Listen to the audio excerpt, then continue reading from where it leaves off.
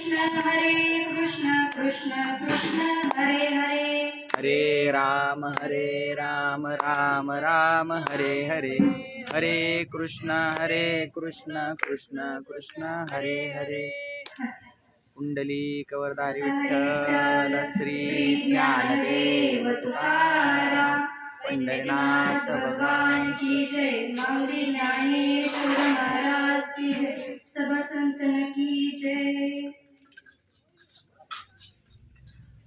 राम कृष्ण नामे दोन्ही साजिरी हृदय मंदिरी स्मराकारे आपुली आपण करा सोडवन संसार बंधन तोडावेगी ज्ञानदेव ध्यानी रामकृष्ण माळा हृदयी जिवाळा श्रीमूर्तीराया आपुली आपण करा सोडवन संसार बंधन तोडावेगी पांडुरंगा करू प्रथम नमन दुसरे चरण संताचिया त्यांच्या कृपादाने कथेचा विस्तार बाबाजी सद्गुरु दास तुका गुरुर ब्रह्मा गुरुर विष्णू गुरुर्देव महेश्वरा गुरुर साक्षात परब्रह्म तस्मै श्री गुरवे नमः।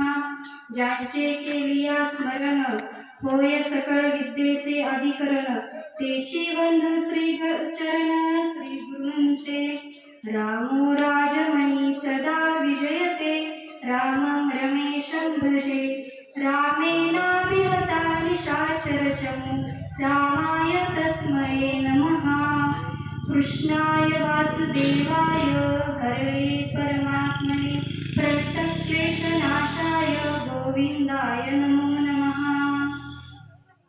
रामकृष्ण नामे दोन्ही साजिरी हृदय मंदिरी स्मराकारे आपुली आपण करा सोडवन संसार बंधन तोडावेगी।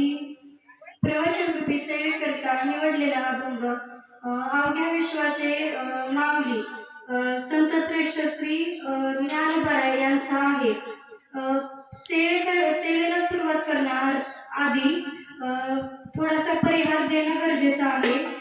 सालाबाद प्रमाणे चालू असलेला अखंड हरिनाम सप्ताहातील तिसऱ्या दिवसाची प्रवचन रूपी सेवा माझ्याकडे हरिभक्त परायण श्री करडे महाराज व हरिभक्त परायण श्री चव्हाण महाराज यांनी दिली ते मी माझं भाग्य समजते व व्यासपीठावर प्रवचन करण्याची किंवा व्यासपीठावर सादर होण्याची ही माझी पहिलीच वेळ आहे, तर काही चुकलं तर क्षमा करावी।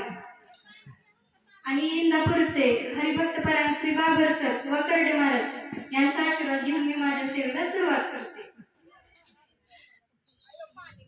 रामकृष्ण नामे दोन्ही साजिरी हृदय मंदिरी स्मराकारे आपुली आपण करा सोडवन संसार बंधन तोडावेगी। माऊली या अभंगात सांगतात की राम आणि कृष्ण हे दोन्ही नावे कशी आहेत तर साजिरी आहेत। ही नावं आपल्याला हृदयरूपी मंदिरात जतन करून ठेवायची आहेत आणि ह्या संसार बंधनातून आपणच आपली सोडवण करून घ्यायची आहे। कशी तर सतत देवाच्या सानिध्यात राहावं, सतत नामाचा उच्चार करून आपल्याला यातून सोडवणूक करून घ्यायची आहे। आणि ही सोडवणूक कशी होणार आहे तर सतत नामाचा उच्चार करायचा आणि तेव्हाच कुठे पांडुरंग परमात्मा आपल्या हृदयात त्याच्या हृदयात आपल्याला स्थान देईल। या प्रकारे आपण सोडवणूक करून घ्यायची आहे। आणि येथे राम नामाचं महत्त्व सांगणार आहे तर ते असं की ज्यावेळी शरयू तीरावरती रामसेतू बांधण्यात येत होता त्यावेळी पूर्ण वानर सेना दगड राम नाम घेऊन दगड पाण्यात टाकत होती। मग त्यावेळेस प्रभू रामचंद्र देखील तिथं होते। मग त्यांना हे असं वाटलं की आपणही दगड तिथं टाकावे।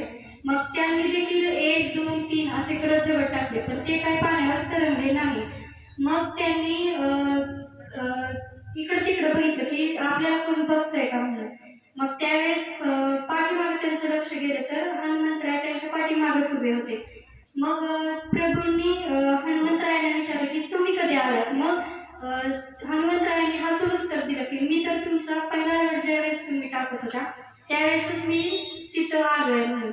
मग रामप्रभू त्यांना म्हणाले की तुम्ही पूर्ण वानर सेना पाण्यात दगड टाकताय त्यावेळेसला ते तरतायत आणि मीच टाकतोय त्यावेळेस असं का होते? मग त्यावरती हनुमंतरायांनी हसून उत्तर दिलं की आम्ही त्यावरती पाण्यात दगड टाकताना त्यावरती राम नावाचा राम नाम लिहून त्यात दगड टाकतोय त्यामुळं ते दगड करतायत. म्हणजे नुसतं आता प्रभू रामचंद्र स्वतः त्या पाण्यात दगड टाकत होते पण त्यांच्याही दगड तरले नाही तर केवळ रामनामाच्या महिम्याने तरले. तर हा आहे रामनामाचा महिमा. मग त्यावेळेस आपण म्हणू शकतो की तुझ्या नामाचा महिमा तुझं न कळे मी गमा गमा. अशाच प्रकारे आणखी एक उदाहरण म्हणजे वाऱ्या कोळ्याचं. ते तर तुम्ही सर्वांनी रामकथेत किंवा कीर्तनात ऐकलेलं आहे. पण तरी वाऱ्या कोळ्याने देखील असंच रामनामाचं उच्चारण केलं. त्याला राम राम म्हणता येत नव्हतं तर त्यांनी सतत राम मरा मरा मरा मरा असं म्हणलं. मग त्याचंच उलट झालं आणि राम असं त्यांनी उच्चारण केलं रामाचं. मग त्या वाड्या कोळ्याचा वाल्मिक ऋषी झाले. हा आहे रामाचा महिमा. त्याचप्रमाणे गोंदावलेकर महाराजांनी आणि रामदास स्वामींनी देखील रामनाम जपाचं महत्त्व सांगितलं आहे. रामदास स्वामी म्हणतात की प्रभाते मनी राम चिंतित जावा. म्हणजेच की सतत रामाचं तुम्ही उच्चारण करा. सकाळ दुपार संध्याकाळ काही बघू नका तर सतत तुम्ही रामनामाचा उच्चार करा. या रामनामाने तुमच्या आयुष्यातील सर्व दुःख संकट ज्या काय चिंता असतील त्या सर्व नष्ट होतील व तुम्हाला यातून रामच तुमची सोडवणूक करेल. त्याचप्रमाणे गोंदावलेकर महाराज म्हणतात गोंदावलेकर महाराजांनी देखील त्रिअक्षरी मंत्र ठेवला आहे. 13 अक्षरी मंत्र जपावा ध्यानी मनी श्रीराम राम. श्रीराम जय राम जय जय राम. श्रीराम जय राम जय जय राम. हेच सांगितलं आहे त्यांनी की तुम्ही देखील म्हणजे यात देखील नामाचंच महत्त्व आहे की तुम्ही देखील श्रीरामाचा जप करा. म्हणजेच राम तुमची सर्व संकट दूर करत.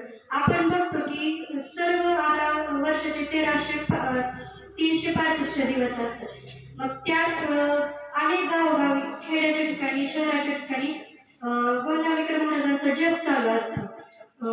सतत म्हणजे 365 दिवस जप चालू असतो. तर का चालू असतो हा की म्हणजे आपल्या धर्माला कुठलंही संकट येऊ नये म्हणून सतत रामनामाचा जप चालू असतंच. त्याचप्रमाणे आपल्याला अनेक प्रमाणात देता येतील रामनामाची. जसं की कामामध्ये काम काही म्हणा राम राम राम राम जाईल भवश्रम सुख होईल दुःखाचे. या अभंगाद्वारे संत श्रेष्ठ तुकाराम महाराज सांगतात की कुठलंही तुम्ही काम करत असू द्या तर त्या कामात जर तुम्हाला आनंद नसेल तर दुःखच आहे. पण ते काम करताना तुम्ही जर